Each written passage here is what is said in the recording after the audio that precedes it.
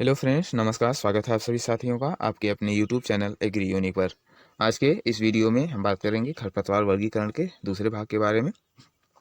जो भी students channel पर पहली बार आए हैं, चैनल को विजिट करके पुरानी वीडियो देख लेंगे। वीडियो पसंद आए तो उन्हें लाइक कर दीजिएगा, चैनल को सब्सक्राइब कर लीजिएगा और साथ ही बेल आइकन भी प्रेस कर दीजिएगा, जिससे नए नए वीडियोज़ के नोटिफिकेशन आप तक पहुँचते रहें। तो चलिए स्टार्ट करते हैं आज का सेशन, खरपतवार वर्गीकरण।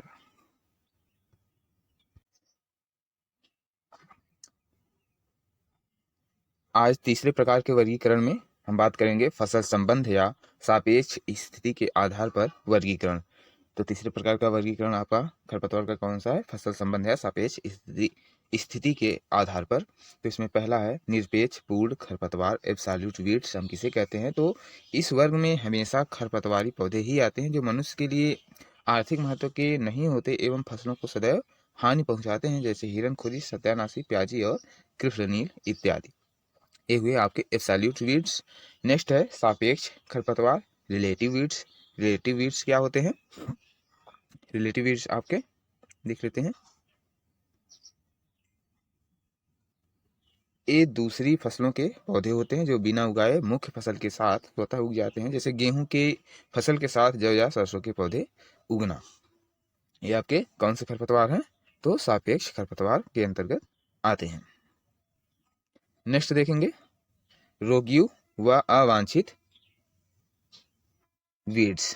ये रोग वीड्स क्या होते हैं? तो वे अवांछित उसी फसल की अन्य किस्म के ऑफ टाइप पौधे या अन्य फसलों के पौधे होते हैं जो मुख्य फसल के साथ उगाते हैं। अर्थात जैसे आप गेहूं की फसल की कोई अन्य वैरायटी बोए हुए हैं, उस वैरायटी में जो पहले गेहूं बोया गया है आपके खेत में दूसरी वैरायटी का, वह गेहूं उगाए तो वह कौन सा खरपतवार कहलाता है? तो रोगीय या अवांछित खरपतवार कहलाता है। जैसे इसमें दिया हुआ है अगला पॉइंट, गेहूं की कल्याण सोना किस्म के साथ गेहूं की C306 किस्म के पौधे उगना तथा ऐसे अवांछित फसली पौधों को उखाड़ने की क्रिया रोगिंग कहलाती है और ऐसे पौधे जो होते हैं उसे रोग पौधे कहते हैं। नेक्स्ट है स्वैच्छिक खरपतवार। स्वैच्छिक खरपतवार, यहाँ पर थोड़ा सा विजिबिलिटी जो है कम है तो एडजस्ट कर लीजिएगा आप लोग। स्वैच्छिक खरपतवार में क्या है? पहला पॉइंट दिया है, मुख्य फसल में पहले सीजन में बोई गई फसल के पौधों का उगना। मुख्य फसल में पहले सीजन में बोई गई फसल के पौधों का उगना, जैसे मूंगफली या ग्वार के पौधों का रबी सीजन में जौ या चने के साथ उगना। इस तरह के खरपतवार स्वैच्छिक खरपतवार कहलाते हैं। यानी अगर कोई आप फसल बोए हुए हैं, उस फसल में किसी दूसरे फसल की बीज जो पहले वर्ष में बोई गई थी वह अंकुरित हो जाए, वह जम जाए और पौधा बन जाए, तो उसे हम क्या कहेंगे? स्वैच्छिक खरपतवार के रूप में जानते हैं, वैल्यूनेटरी वीड्स कहते हैं। नेक्स्ट है विवादास्पद या आपत्तिजनक खरपतवार, ऑब्जेक्शनल वीड, एक्शनेबल वीड। इसमें क्या है? ऐसे खरपतवारों के बीज मुख्य फसल के बीजों के समान बनावट या आकार एवं रंग के होते हैं, जो मुख्य फसल के बीजों में मिल जाने पर उनको अलग करना कठिन होता है। जैसे गेहूं की फसल में आपत्तिजनक खरपतवार कौन सी है? तो हिरणखुरी है। हिरणखुरी का जो सीड होता है गेहूं के सीड के एकदम समान होता है, उसे आप देख करके जल्दी अलग नहीं कर सकते हैं, बहुत ध्यान से देखने पर पता चलता है। दूसरा है सरसों। इसी प्रकार सत्यानाशी है। सत्यानाशी के बीज को सरसों के बीज से अलग नहीं किया जा सकता है आसानी से। और इसी तरीके से बरसीम है। बरसीम का उदाहरण कासनी। कासनी का जो बीज होता है, इसको भी बरसीम के सीड से अलग नहीं किया जा सकता है, बहुत मुश्किल काम है। नेक्स्ट देखेंगे, नेक्स्ट और कौन सा उदाहरण है? नेक्स्ट है आपका रिजका से अमरबेल कैस्कुटा का सीड, मेथी में सैंजी का सीड, और जई में जंगली जई का सीड, और प्याजी में प्याज का सीड। सॉरी, यहाँ पर प्याज है होना चाहिए था। प्याज में प्याजी का सीड। प्याजी खरपतवार है और प्याज जो है आपकी फसल है। प्याज में प्याजी का जो सीड होता है वह भी अलग नहीं किया जा सकता है। चलेंगे नेक्स्ट की तरफ। नेक्स्ट है अनुकरणी या नकलची खरपतवार। नकलची खरपतवार किसे कहते हैं? Mimicry weeds. ऐसे डायरेक्ट ही कई बार परीक्षाओं में पूछा गया है। इस पॉइंट में है खरपतवार जो बाहरी आकार की रूप से मुख्य फसल के समान होते हैं, जैसे गेहूं में गुल्ली डंडा एवं धान में जंगली धान। गुल्ली डंडा का मतलब होता है गेहूं का मामा जो है, फेरिस माइनस जिन्हें हम कहते हैं। यह जो है एकदम गेहूं के समान होता है। आप तब तक इसको पहचान नहीं सकते हैं जब तक कि इसमें फ्लावरिंग ना हो जाए। और नेक्स्ट देखेंगे पिछलगू या सैटेलाइट खरपतवार। सेटेलाइट खरपतवार किसे कहते हैं? तो खरपतवार जो मुख्य फसल के साथ पकते हैं वह कटाई के दौरान फसल के बीजों में मिल जाते हैं, जैसे जौ में जंगली जई। यह कौन सा खरपतवार है? तो सेटेलाइट खरपतवार कहलाता है। नेक्स्ट देखेंगे शैतान खरपतवार, नॉक्सियस वीड्स। नॉक्सियस वीड्स क्या होता है? ऐसे खरपतवार जिनका नियंत्रण करना बहुत कठिन होता है, जैसे दूब घास, मोथा, गाजर घास, लैंटाना, अमरबेल, औरोबैंकी, जलकुंभी और बरु इत्यादि। तो जिनको आप अगर निकाई गुड़ाई कर रहे हैं, अगर थोड़े से भी इसके पार्ट रह जाते हैं आपके खेत में, तब भी ये पुनः अपना पूरा पौधा बना लेते हैं। तो ऐसे खरपतवार कौन से खरपतवार के अंतर्गत आते हैं? तो शैतान खरपतवार या नॉक्सियस वीड्स के अंतर्गत रखे गए हैं। नेक्स्ट है फसल से जुड़े खरपतवार या परजीवी खरपतवार, जो फसल पर निर्भर होते हैं। चौथे नंबर का वर्गीकरण है।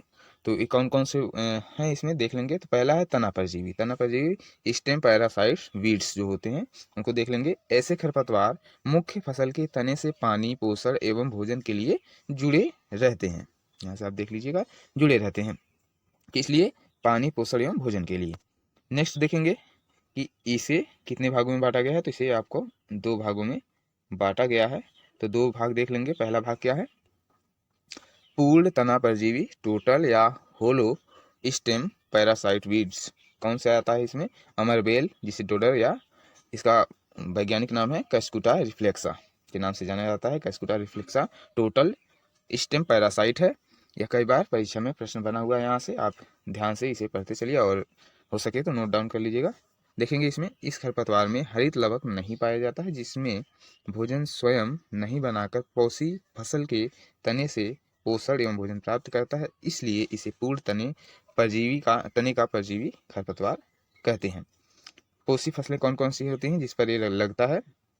रिजका, मिर्च, मूंगफली, प्याज, दालें एवं सोयाबीन में ऐसा पाया जाता है। कौन सा? अमरबेल पाया जाता है। अगला पॉइंट इसमें दिया हुआ है, इसके नियंत्रण के लिए पैराक्वाट या ग्लाइफोसेट काम में लेते हैं। नेक्स्ट देखेंगे दूसरा प्रकार है आपके तना परजीवी का। तो अर्ध या अल्प तना परजीवी, semi or partial stem parasite weeds, इसमें आता है लोरेंथस, जिसे डेंड्रोप्थी के नाम से जानते हैं।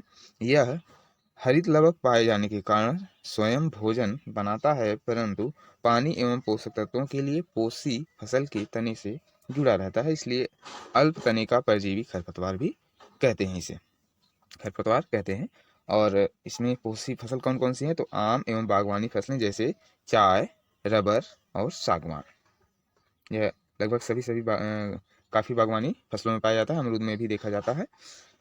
यह आपका अर्ध तना परजीवी होता है। दूसरा देखेंगे जड़ परजीवी, रूट पैरासाइट वीड्स। ऐसे परजीवी खरपतवार पोषी फसल की जड़ों से जुड़े रहते हैं। यह 2 प्रकार के होते हैं। पहला है पूर्ण जड़ परजीवी। पूर्ण जड़ परजीवी टोटल और होलो रूट पैरासाइट वीड्स, या आरपीएससी के एआरओ 2016 में भी पूछा जा चुका है। इसमें देखेंगे क्या कह रहा है। पहला पॉइंट है, इस खरपतवार में हरित लवक नहीं पाया जाता है, जिससे भोजन स्वयं नहीं बनाकर पोषी फसल की जड़ों से पानी, पोषण एवं भोजन प्राप्त करता है, इसलिए इसे पूर्ण जड़ का परजीवी खरपतवार कहते हैं।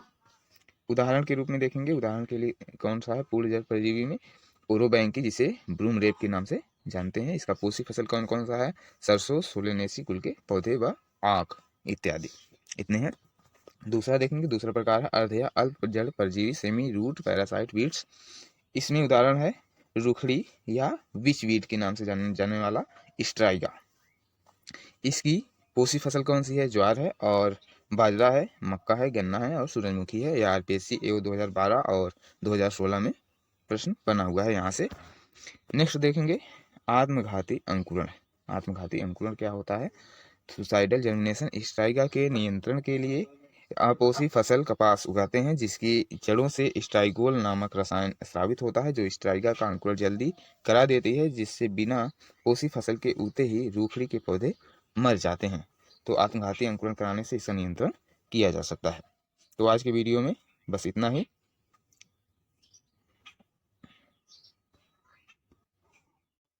मिलते हैं नेक्स्ट वीडियो में, तब तक के लिए आप सभी साथियों का धन्यवाद।